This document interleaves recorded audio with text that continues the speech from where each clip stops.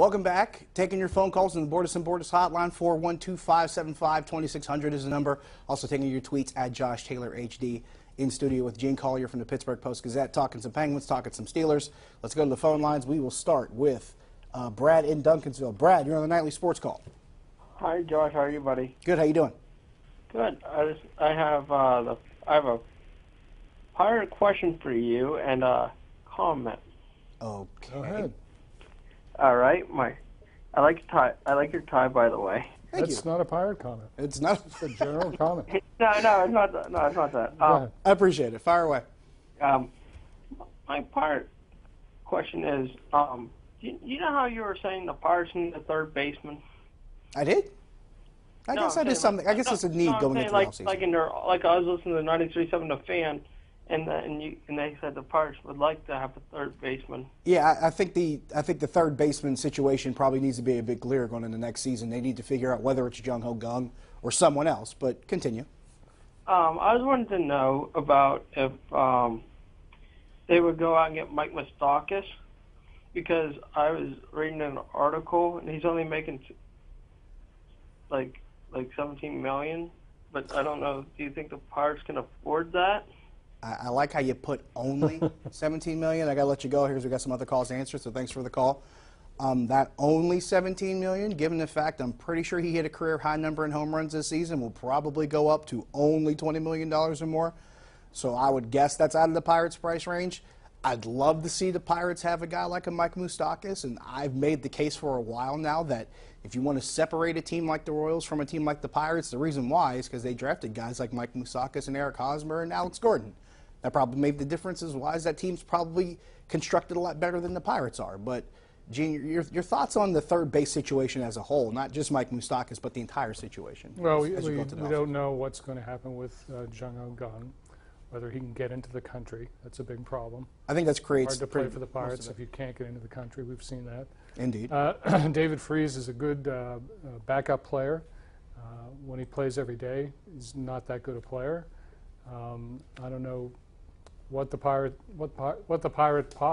possible Pirate solution is in the system, but it's not Mike Moustakas, because is he a free agent, John? I believe he's at the end of his contract. I believe that is the case. Yeah, well, he's going to get $20 million. The Pirates have never paid that and are never going to. Yeah, at least $20 million, perhaps more from a team that needs probably some third base pop. And big no on that. I would have to agree with you. I think a lot of it really stems off of, first of all, you have to decide what the situation is with Jung Ho Gung. You have to figure that out first. If he's going to be here, then you try to figure out what you're doing around him being here. If he's not going to be here, you identify that as soon as possible, and then you make your moves accordingly and probably make better decisions that were better than the ones you made last year when you anticipated him being here and it didn't happen. Back to the phone lines. We will go to Lou in Fox Chapel. Lou, you're on the Nightly Sports Call. Hi, guys. Everyone was criticizing the Steelers for not running the ball Sunday, but when they tried to run it, Bell wasn't getting any blocking. He couldn't seem to do anything. Why don't they use Connors and Watson, quick hitters that can pop through there, and give them a try? Well, they used Connor a little bit in the first half against Jacksonville, but I don't think people are really grasping as to why the running game was abandoned in the second half. When you're down by 2 touchdowns in the fourth quarter, running the ball is not going to help you move the ball down the field quickly. You got to preserve clock. You got to take advantage of those opportunities to try to score as quick as possible. Running the ball makes that harder. And if you get brought down inbounds, or if you get tackled behind the line of scrimmage, you lose position, and the clock continues to run. So that's really the crux of it. When you're down by 14 points and you're trying to get yourself back into a game that you already lost a big chunk out of the fourth quarter because they take a really long drive down the field and get a field goal out of it. So now you're trying to play behind the 8 ball. And running the ball in that situation really doesn't help you. Now, to the effect of maybe the running game being effective earlier in the game, maybe in the first 2 quarters when it was still a controllable game, that might be a stronger argument as far as getting James Conner involved then. I think he had 1 or 2 carries in the first half. That didn't really help the offense as far as maybe getting the running game off the ground. But Le'Veon Bell was being very effective, both running the ball and catching the ball. That might have been one of the more Le'Veon-like first halves that we've seen this season. But, Gene, to that point, as far as the running game goes, do you see a better opportunity or a better balance maybe with more James Conner? I know Terrell Watson has become the de facto short yardage guy on third down, which is working, and that's obviously where his niche is. But, where does James Conner fit into this for you? I think he fits in where the way they're using him. I mean, the notion that if Le'Veon Bell is not successful behind this offensive line, James Conner will be, that's a real stretch. I think James Conner is going to continue to be deployed like he is. I think he's doing a nice job, but he's not ready for the kind of load that Le'Veon carries or should carry on a weekly basis. He's just not ready. And for the use of James Conner as a change of pace guy, what he's been for the past couple of weeks, that has worked, but it's worked in small spurts. And like you said, when you're trying to give a rookie coming into this league the kind of load that Le'Veon Bell's been used to carrying for over 4 seasons now, right, it's kind of a different dynamic trying to give him what Le'Veon Bell has built himself up to doing, not only running the ball, but catching the ball as well, as far as being a total threat behind the line of scrimmage to either run the ball or catch out of the backfield. Let's keep rolling. Mike in North Versailles. Mike, you're on the Nightly Sports Call. Hey, good evening. Thanks for calling Great show. Okay, I have a question, or not a question, well, somewhat. But I think, I think the Steelers, they're not doing good with the deep ball this year. Some of that, I believe, has to do with them letting Sammy Coates go a little bit too early, I believe. He played pretty good last year prior to his injuries, but then after that, he just fell off. What do you guys think about that?